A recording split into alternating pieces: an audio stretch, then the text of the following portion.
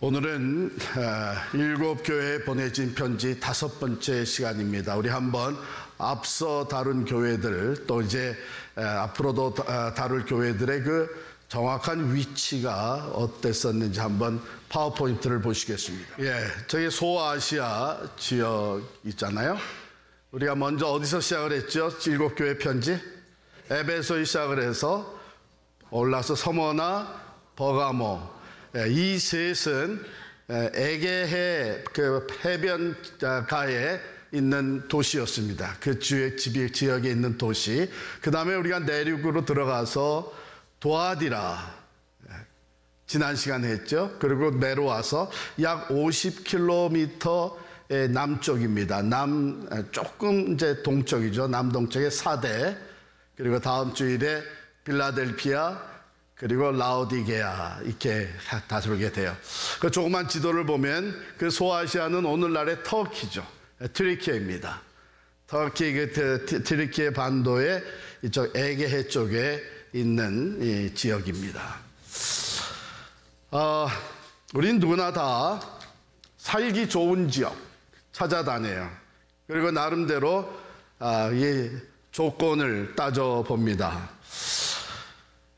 어떤 것이 진짜 좋은 지역이냐 하는 것은 물론 사람에 따라 조금 차이가 있겠지만 사실은 제가 몇 가지 이렇게 정리를 해보니까 뭐 고대 시대나 지금이나 사람들이 원하는 기본적인 것은 다 비슷하다 하는 생각이 듭니다.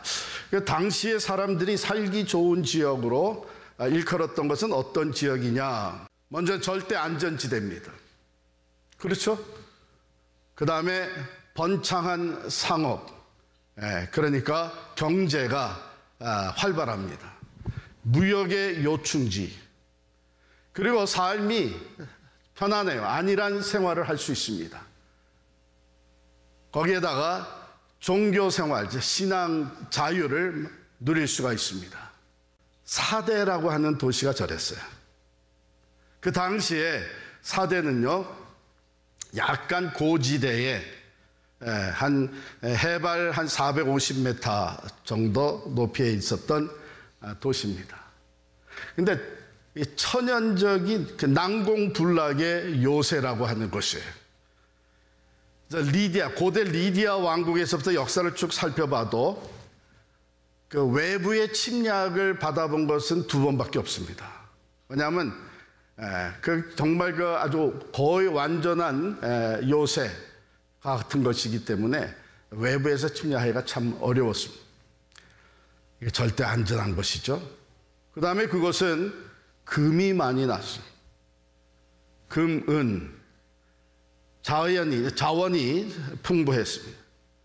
당연히 상업이 번창하게 됐고 무역의 요충지였습니다. 왜냐하면은 일찍이 만들어놨던 그 왕의 길, 킹스웨이가 그곳을 지나가고 있었습니다. 그리고 생활이 굉장히 편안했어요. 그래서 안일한 생활을 하고 있었고 거기에다가 그곳에 아데미 신전도 있고 여전히 로마가 다스리는 지역이었는데도 거기 사대에 있는 사람들은 종교적 자유가 있었어요. 왜냐하면 이 상업이 발전되면서 유대인들이 많이 몰려왔거든요. 그러면서 그 유대인들이 거기서 더 활발하게 상업을 하면 할수록 그 수입의 많은 것들이 로마로 들어오기 때문에 유대교에게 특별한 자유를 줬어요. 자기들의 종교를 마음대로 종교 생활을 할 수 있도록. 그런데 제가 지난번에도 말씀드렸지만 그 당시에 많은 사람들은 이 기독교는 유대교의 한 종파라고 생각을 했어요. 그렇기 때문에 기독교도 아울러서 종교적 자유를 누리게 되었고 이 유대교와 충돌하지 않는 한 신앙생활을 하는데 핍박이 없었습니다. 그런 것이 사대예요. 어때요? 살만한 것이죠? 그런데 또 다른 안목으로 보게 되면 그것은 매우 위험한 것이 도사리고 있었던 것입니다. 사대교회의 책망이 나와요. 조금 의아하죠? 지금까지 편지의 그 양식이, 포맷이 어땠어요? 말씀을 주시는 예수 그리스도가 어떤 분이냐 하는 것이 묘사된 다음에 먼저 나왔던 것이 무엇이요? 칭찬이 나오죠. 근데 사도교회는 칭찬이 전혀 없어요.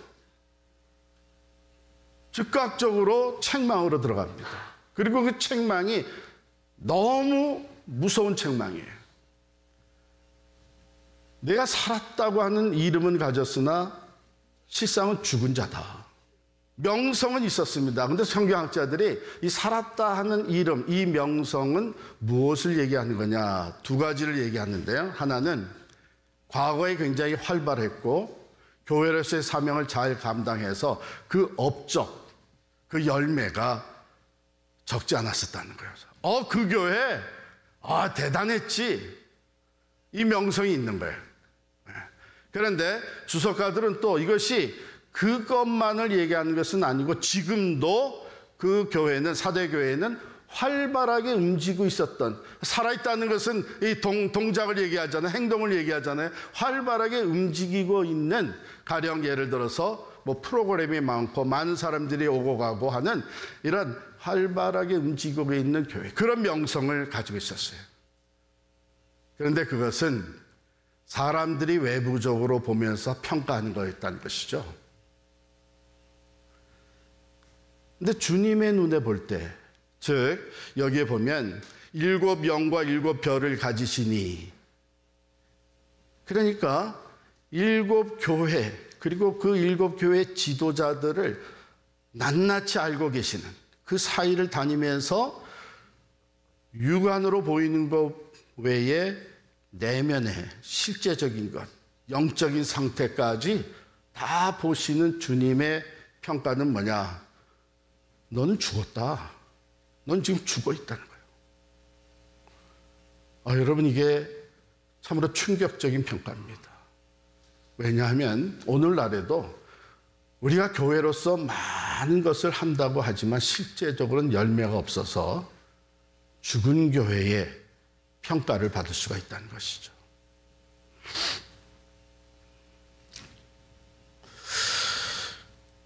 그렇다면 왜 지금 이 교회는 죽은 교회라고 평가를 받을 수밖에 없었는가? 무슨 일이 생겼는가? 여러분, 이것은요, 하루아침에 일어난 건 아닙니다. 여러분, 우리에게 신앙이 하루아침에 그냥 바닥을 칩니까? 아니에요. 그러더니 결국은 주님의 눈에 너희는 죽은 교회다. 열매가 없다. 여러분, 이 열매라고 하면 무엇을 얘기할까요? 성령의 9가지 열매, 참 지혜는 그 열매를 보아서 안다. 이런 열매에 대한 언급이 성경에 많이 나오잖아요. 그런데 그 모든 것을 다 종합해서 보게 되면 한 단어로 요약이 됩니다. 그것은 뭔가 하면 변화입니다. 변화의 열매예요. 우리가 예수 그리스도를 믿음으로 말미암아 새 사람으로 태어나잖아요. 이 구원의 열매는 죄와 사망으로 죽었던 자들이 이제 새 생명으로 태어나는 놀라운 변화입니다. 뿐만 아니라 우리가 예수를 믿고 새 사람이 되어서 그 다음에 성화의 열매를 맺어가는데, 그 성화의 열매는 한마디로 얘기해서 예수 그리스도를 닮아가는 것이죠. 그 열매, 그 변화죠. 우리의 인격이 변화되어져 가는 겁니다. 거룩함으로 변화되어져 가는 겁니다. 그리고 우리에게 주신 사명이 있는데, 그 사명이 뭐예요? 생명의 복음, 예수 그리스도를 전하는 것이죠. 그래서 다른 사람들도 이 변화의 열매를 볼 수 있도록 예수 믿고 구원받고, 그 다음에 하나님의 말씀으로 양육되어 가지고 예수를 닮아가는 그리스도의 제자로 변화되어 가지고, 그래서 우리 기독교의 이 모든 열매를 한마디로 묶을 수 있는 것은 변화예요. 그러므로 우리는 변화받고, 예수 안에서 변화받고, 그 다음에 세상을 변화시키는 삶을 사는 것이 그리스도입니다. 그런데 그 열매가 없다는 거예요. 그냥 이대로 좋다. 왜? 너무 살기 좋은 것이. 너무 편안하고 안일한 것이. 위험이 없어요. 핍박이 없어요. 그러는 동안에 이 4대 교회는 영적으로 죽어가고 있어요. 죽어가고 있어요. 오늘 현대 교회, 특별히 이렇게 살기 좋은 곳에서 편안히 신앙생활하고 있는 우리들에게 주시는 말씀이 아닌가. 근데 이게 영적으로도 마찬가지라는 거예요. 기도? 아이고, 뭐 새벽부터 무슨 기도를 해. 좀 더 자지.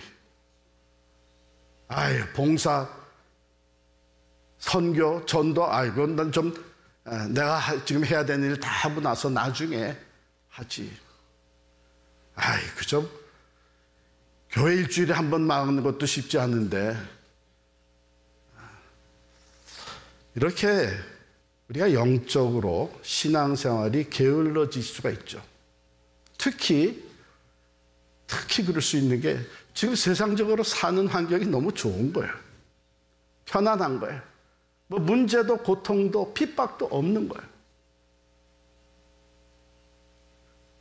우리도 모르는 사이에 우리의 영이 죽어가고 있는 겁니다. 명성은 있었던 교회들이 죽어가고. 여러분, 이것을 우리가 우리 주변에서 너무 많이 보고 있잖아요. 텅텅 비어져가는 우리 미국 교회들, 유럽 교회들. 여러분, 한때는 대단했던 교회들입니다. 명성이 있었던 교회들입니다. 우리도 마찬가지죠. 살아있는 교회와 죽은 교회, 어떻게 다를까? 살아있는 그리스도인과 죽은 그리스도인과 어떻게 다를까? 그래서 우리가 구체적으로 얘기를 안 해도 여러분들이 다 아십니다. 궁극적인 그 평가는 어디에서 나오느냐? 열매가 있느냐 없느냐입니다. 겉으로 바삐 오고 가고 많은 행사와 프로그램을 한다고 해서 살아있는 교회가 아니에요. 그런 행사를 통해서 진정 내가 지금 변화되고 있느냐, 예수 그리스도를 닮아가고 있느냐, 또 이런 일들을 통해서 지금 우리는 구원의 열매를 맺고 있느냐, 다른 사람들이 예수를 만나 변화되어지는 구원의 역사가 나타나고 있느냐. 그것이 교회를 세운 목적이고 그것이 우리를 먼저 불러주신 이유이기 때문에 주님은 그것을 바라는 거예요. 기대하는 거예요. 그것이 없다면, 그 열매를 맺지 못하고 있다면 더 이상 교회라고 할 수 없다는 거예요. 더 이상 그리스도인이라고 할 수 없다는 거예요. 그래서 2절 말씀에 너는 일깨어 이렇게 시작됐는데 우리가 원어대로 그냥 번역을 하면 wake up, 깨어나라는 뜻이에요. 지금 내 상태가 어떤 상태인지를 직면하라는 것입니다. 그걸 인식을 하라는 거예요. 그런데 여기 참 위로의 말씀으로 시작을 합니다. 뭐라 그러세요? 그 남은 바 죽게 된 것을, 권면의 말씀에 일깨어라. 죽게 된 남은 것을, 남은 바 죽게 된 것을 굳건하게 하라. 주님은 뭘 보셨나 하면 그래도 아직 희망이 있다는 거예요. 아직 남은 게 있다는 거예요. 이거 뭘까요? 우리들의 마음속에 내가 이러서는 안 되는데, 일깨워서 나 자신을 보니까 내가 그래도 예배를 조금 더 영과 진리로 드려야 돼. 내가 하나님의 말씀, 내가 이제 기도를 좀 해야 될 텐데, 나도 봉사를 해, 나도 복음을 전해, 내가 예수의 산증이 돼야 돼. 이 사모하는 마음, 이래서는 안 된다고 하는 갈등, 이건 남은 바예요. 아직 이게 남아있다고 하는 것은 희망이 있는 거죠. 주님은 그걸 보신 거예요.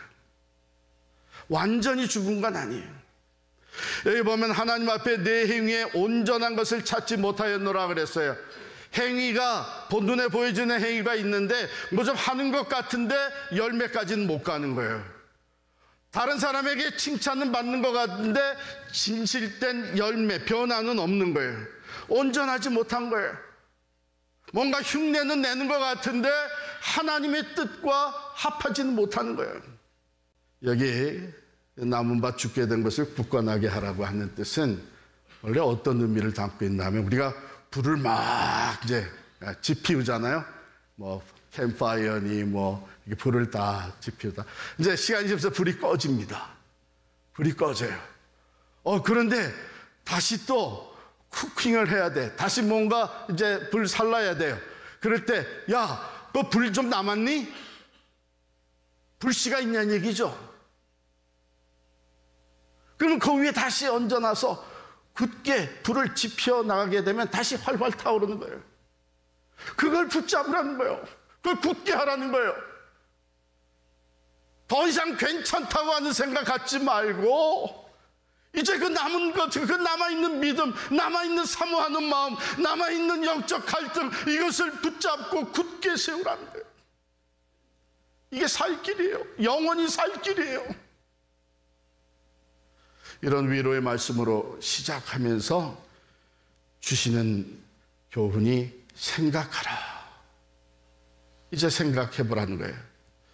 너희가 어떻게 들었고 어떻게 받았는지, 어떻게 받았으며 어떻게 들었는지, 이거는 복음이죠. 하나님의 말씀이죠. 예수 그리스도에 대한 증거죠. 이걸 너희가 어떻게 들었고 어떻게 받았느냐. 우린 편지로 받았고 음성으로 받았고 뭐 요즘 같으면은 뭐 유튜브로 받았고, 이제 그게 아니라 너희가 그것을 받을 때에, 우리 이런 거 있잖아요. 내가 뭔가 강의를 해놓고 말씀을 전해놓고 그다음에 둘러앉은 사람들이 어떻게 이해하셨습니까? 그거 제대로 받으셨습니다. 그 뜻을, 본래 받았던 그 뜻, 본래 깨달았던 그 말씀, 본래 내가 받아들였던 그 진리, 그걸 생각하라는 거예요. 왜 그래요? 본래는 제대로 받았어요. 예수의 복음을 제대로 받아들였어요. 그래서 구원에 이르렀어요. 본래는 제대로 받았어요. 제자도가 뭔지, 아무든지 나를 따라오려거든 자기를 부인하고 자기 십자가를 지고 나를 따를 것이니라. 그렇지, 예수님 따라가는 것이 그것이지. 예수님이 길과 진리와 생명이시고 예수의 진정한 제자가 된다는 그것이지. 본래 제대로 받았어요. 제대로 깨달았어요. 교회가 뭔가, 교회는 그리스도의 몸이다. 거룩한 하나님의 전이고 우리는 그리스도의 몸을 이루고 있다. 제대로 받았어요. 제대로 깨달았어요. 그것을 생각하라는 거예요. 왜? 그것이 지금 많이 변질되어 왔어요. 본래 뜻을 알았었는데, 본래 말씀을 제대로 받았었는데 삶이 너무 편안하다 보니까, 풍요로움을 누리다 보니까 세상에서도 하고 싶은 일이 많고 인정받고 싶다 보니까 적당히 컴프로마이즈 하기 시작을 한 것이죠. 타협하며 살기 시작한 것이죠. 그리고 이제는 그것을 keep it, 유지해라, 지켜라, 순종하라. 그리고 그렇게 하기 위해서 repent, 이제는 삶의 방향을 바꾸어라. 나 중심이 아니고 세상 중심이 아니고 본래 받았던 말씀드린 대로 예수 그리스도 중심으로 삶의 방향을 돌이켜라, 회개하러 갑니다. 그러면서 주시는 말씀입니다. 어떤 분들은 이게 그래도 사대교회 주신 칭찬이 아니겠는가 이런 얘기를 해요. 4절 말씀이죠.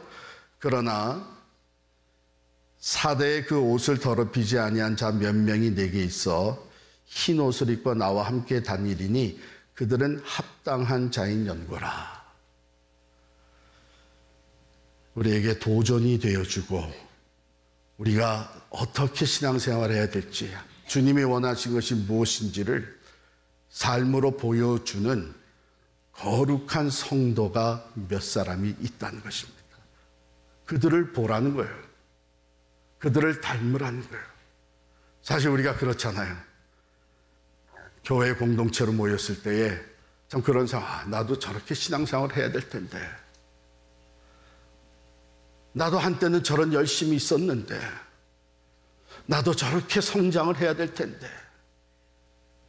여러분, 이런 분들을 공동체 안에, 교회 내에 여전히 두신 것이 얼마나 감사한 것인지 모릅니다. 그들은 합당한 자라. 기대했던 열매를 맺어나가고 있는 사람들이고요. 하나님의 기쁨이 되는 사람들이고, 교회다운, 그리스도인다운 삶을 보여주는 사람들이에요. 그런데 여기에 urgency, 긴급함을 말해줍니다. 만일 일깨지 아니하면 내가 도둑같이 이르리니 어느 때에 네게 이르는지 네가 알지 못하리라. 약속을 주십니다. 이기는 자 어떻게 한다고요? 흰 옷을 입을 것이다. 우리가 일깨워서 더럽게 된 것을 다 회개하고 본래 받은 말씀대로 열매를 맺는 삶을 살 때에 우리는 그날 주님 다시 오시고 우리를 불러주시는 그날 그 기쁨과 영광의 혼인잔치에 흰 옷을 입고 참여하게 될 줄을 믿습니다. 두 번째 약속입니다.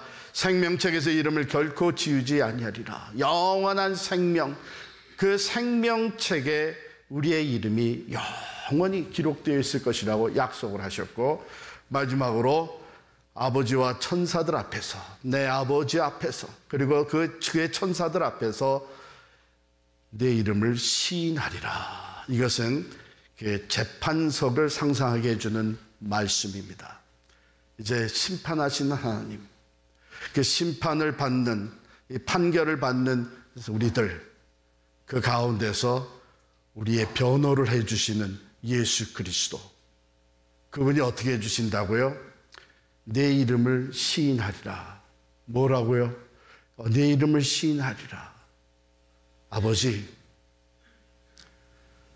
이 사람은 내 사랑하는 제자입니다. 아버지, 이 사람은 나의 사람입니다. 이렇게 변호해 주시는 거예요. 이렇게 인정해 주시는 거예요. 그러면 더 이상 물어볼 것도 없죠. 더 이상 살펴볼 것도 없습니다.